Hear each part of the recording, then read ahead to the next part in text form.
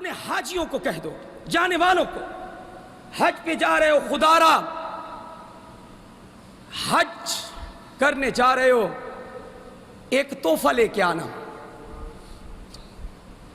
میرے پاس مدینے کی ٹوپیاں موجود ہیں، میں وہ تحفہ نہیں کہہ رہا، مدینے کے رومال میں نے خود خریدے ہیں، مجھے کسی کے ہدیے کی ضرورت نہیں۔ کوئی مجھے رومال، کسی حاجی کو یہ نہ کہنا کہ آج نعمان مسجد کا مولوی کہہ رہا تھا جا رہے ہو تحفہ لے کے آنا۔ تحفہ مانگنا سنت نہیں ہے، تحفہ دینا اور قبول کرنا سنت ہے۔ حج سے فرق سمجھ آ گیا جی؟ ہم یہ تحفہ نہیں کہہ رہے، ایک تحفہ لے کے آنا۔ حاجیوں جا رہے ہو، زمزم لاؤ گے، بڑا بابرکت پانی ہے، مدینے کی کھجوریں لاؤ گے، بہت بابرکت کھجوریں ہیں، نہ اس سے زیادہ اعلیٰ کوئی پانی ہے، نہ ان سے اعلیٰ کوئی کھجوریں تمہیں دنیا میں مل سکتی ہیں۔ مدینہ مدینہ ہے، مکہ مکہ ہے۔ خدا را ایک تحفہ واپس لے کے آنا، وہ کیا ہے؟ اپنے دلوں میں توحید کو سما کے آنا۔ کون سا تحفہ لے کے آنا؟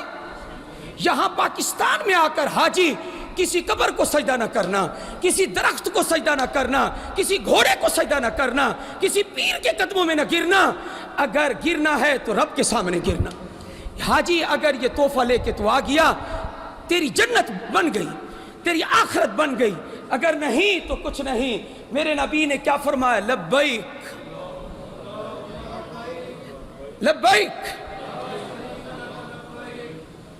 میرا بیٹا کہہ رہا تھا کہ ریلوے روڈ پر موٹر سائیکل پر 2 آدمی سوار تھے، ایک آدمی پڑھتے ہوئے جا رہا تھا، اس کو مکے کی یاد، مدینہ کی یاد تڑپا رہی تھی۔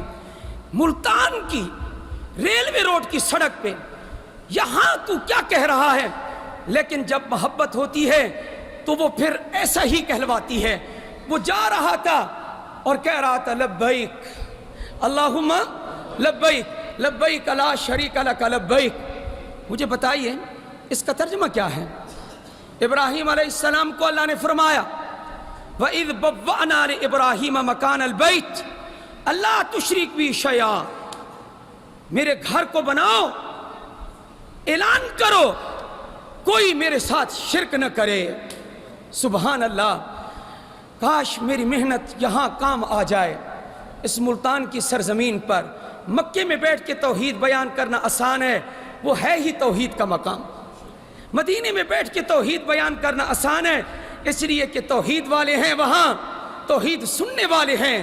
یہاں بدعت اور شرک کے گڑھ میں توحید کو بیان کرنا لوگوں کے سامنے نہایت مشکل ہے۔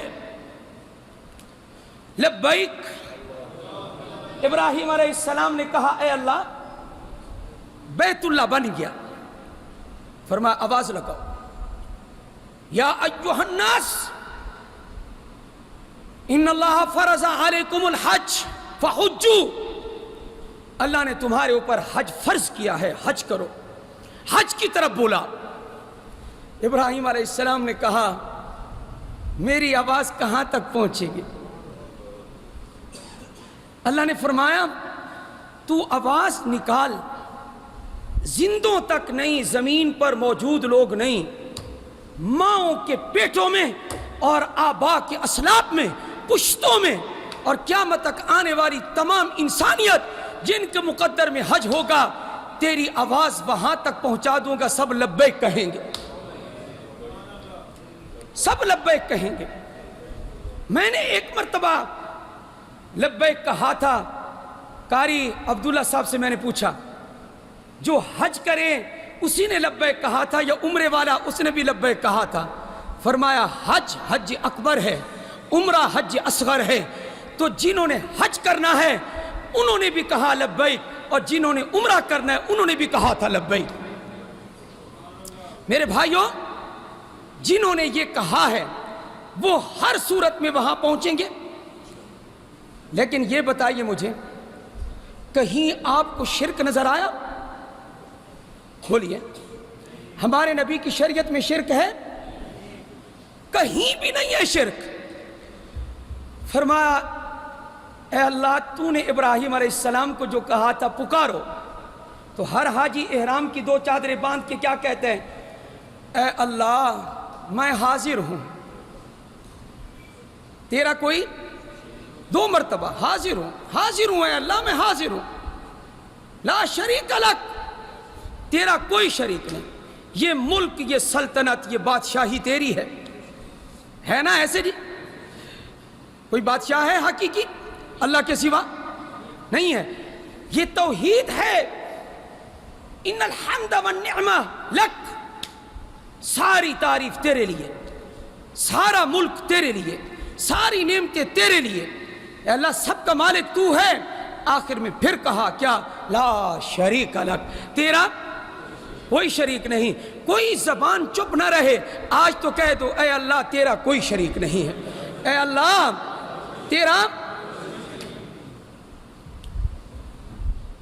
میری محنت توحید کی محنت ہے، اتر جائے دل میں تو ٹھیک ہے، ورنہ ثواب سے تو خالی نہیں ہے۔ امام ربانی کا نام سنا ہوا ہے، حضرت مجدد الفسانی شیخ احمد سرہندی رحمت اللہ علیہ، ہندوستان کے جید علماء میں گزرے ہیں۔ اکبر بادشاہ کی آنکھ میں آنکھ ڈالی، حق کہا ہے، جہانگیر کو حق سنایا ہے، شاہ جہاں کو حق سنایا ہے، بادشاہوں کو حق سنایا، جیل کاٹی ہے۔ حضرت فاروق اعظم رضی اللہ تعالیٰ عنہ کی اولاد میں سے ہیں مجدد الفسانی۔ ان کا ایک مصرع ہے فارسی کا، توجہ رہے، تولا بے تبرہ نیست ممکن، تولا بے تبرہ نیست ممکن۔ ان سے توحید سیکھو، یہ سکھائیں گے توحید۔ کہا اللہ کے ساتھ دوستی اس وقت تک نہیں کامل ہو سکتی جب تک اللہ کے دشمنوں سے دشمنی نہیں رکھتے ہو۔ یہ صحیح کہا ہے حضرت نے؟ بولیے جی۔ اللہ کے دشمنوں سے دشمنی جب تک نہیں ہوگی اس وقت تک اللہ کی دوستی کامل۔ کہنا پڑے گا، کیا کہنا پڑے گا؟ مشرکین سے ہمارا کوئی تعلق نہیں ہے۔ میں کیا کہوں؟ قرآن تو سنانا میرا فرض ہے۔ 11واں پارہ کھولیے، اللہ پاک نے فرمایا، ابراہیم علیہ السلام نے اپنے باپ کے لیے استغفار کیا تھا، اے میرے پروردگار میرے باپ کو بخش دے۔ لیکن ابراہیم علیہ السلام کو جب پتہ چلا، کیا پتہ چلا؟ کہ میرے باپ کا خاتمہ شرک پر ہوا ہے، تبرأ منہ، اللہ کے سامنے کہنے لگے، اے میرے پروردگار آج کے بعد میں اپنے باپ کے لیے دعا نہیں کروں گا۔ کیوں؟ کہ تبین لہ انہ عدو للہ، یہ قرآن کے الفاظ ہیں، ظاہر ہو گیا کہ وہ اللہ کا دوست نہیں تھا، وہ اللہ کا دشمن تھا۔ یہ قرآن میں لکھا ہوا۔ نوح علیہ السلام نے اپنے بیٹے سے برات کا اعلان کیا یا نہیں کیا؟ مشرک تھا نا، لیکن کیا کہا؟ فرمایا تو کہتا ہے کہ پہاڑ بچا لے گا، میں تجھے کہتا ہوں لا عاصم اليوم من امر اللہ، آج اگر عذاب آ گیا، طوفان آ گیا، کوئی پہاڑ تجھے نہیں بچا سکتا، بچے گا وہی جس کو اللہ بچائے گا۔ میرے بھائیوں، پیغمبروں کی تعلیم میں کہیں شرک نہیں ہے، بلکہ شرک سے برات ہے۔ آپ حضرات دوستی کرتے ہیں مشرکین سے، آپ ان سے یاری رکھتے ہیں، یار کا پھر یار پہ اثر تو پڑتا ہے۔ کچھ ایسے بھی ہیں جو کہتے ہیں ہم فلاں عرس پہ یار کے ساتھ چلے گئے تھے، جہاں کنجر ناچتے ہیں، جہاں گانے بجتے ہیں، جہاں قوالیاں ہوتی ہیں، جہاں غیر اللہ کو سجدے ہوتے ہیں۔ اللہ کتنا حلیم ہے، اس کی زمین پر غیر اللہ کو سجدہ ہو رہا، جس کی زمین ہے کتنے احسان فراموش ہیں وہ انسان جو شرک کرتے ہیں۔ آنکھ کس نے دی؟ عقل کس نے دی؟ بیوی کس نے دی؟ بچے کس نے دیے؟ روزی دینے والا کون ہے؟